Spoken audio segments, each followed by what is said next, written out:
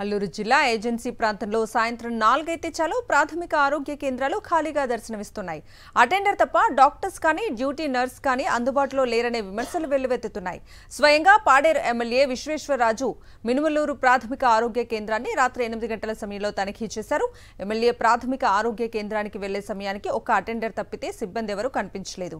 అత్యవసర వైద్యం అందించాల్సి వస్తే పరిస్థితి ఏంటని అటెండర్ను అడగ్గా తనకేమీ తెలియదని సమాధానం ఇచ్చాడు.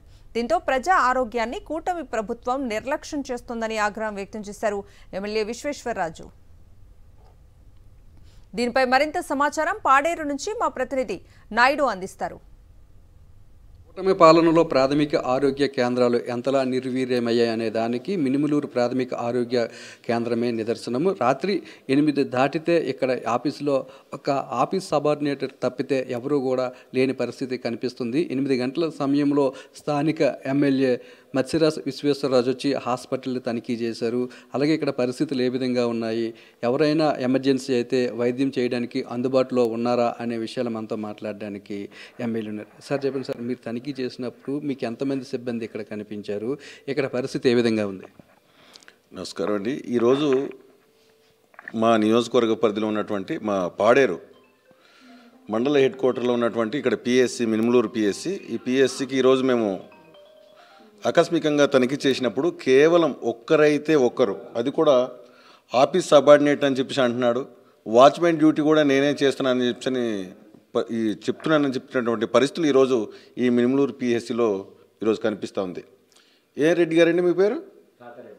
తాతారెడ్డి గారు. తాతారెడ్డి గారు డాక్టర్ ఆయనే, వాచ్మెన్ ఆయనే, అన్నీ ఆయనే. ఈరోజుకి ఇటువంటి పరిస్థితులు ఈరోజు ఈ కూటమి ప్రభుత్వంలో ఈరోజు చూస్తున్నాం. మా దౌర్భాగ్యం అది. గతంలో జగన్మోహన్ రెడ్డి గారు ప్రతి ఒక్కరు ఎవరైతే రోగులు ఉన్నారో వాళ్ళకి అందరికీ అందుబాటులో ఉండాలి, ప్రతి డాక్టర్ గారు ఎవరైతే ఇబ్బందులు ఉన్నారో వాళ్ళకి అందరికీ వైద్యం అందుబాటులో ఉండాలని చెప్పేసి 24 అవర్స్ అందుబాటులో ఉండడానికి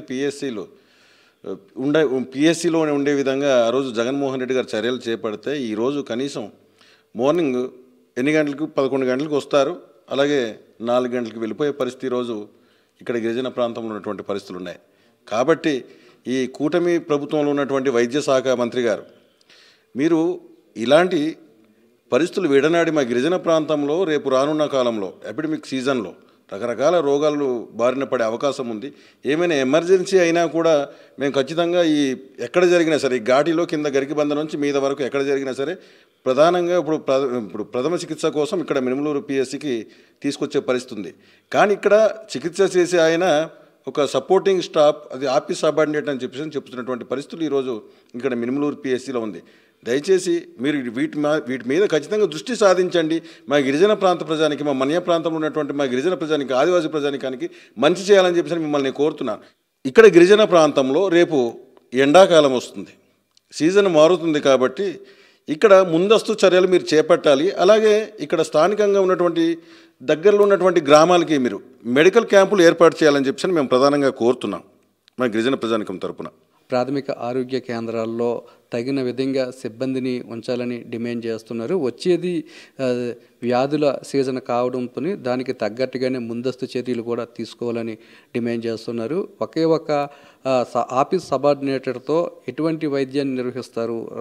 రాత్రిపూట గిరిజనులకి ఈ ప్రాంతంలో ఎక్కువగా ప్రమాదాలు జరిగే అవకాశం కూడా ఉంది. అటువంటి పరిస్థితుల్లో పేషెంట్లని ప్రాథమిక ఆరోగ్య కేంద్రాలకు తీసుకువస్తే వారి పరిస్థితి ఏంటని కూడా ప్రశ్నిస్తున్నారు. కెమెరామెన్ అప్పలరాజుతో నాయుడు, పాడేరు నుంచి.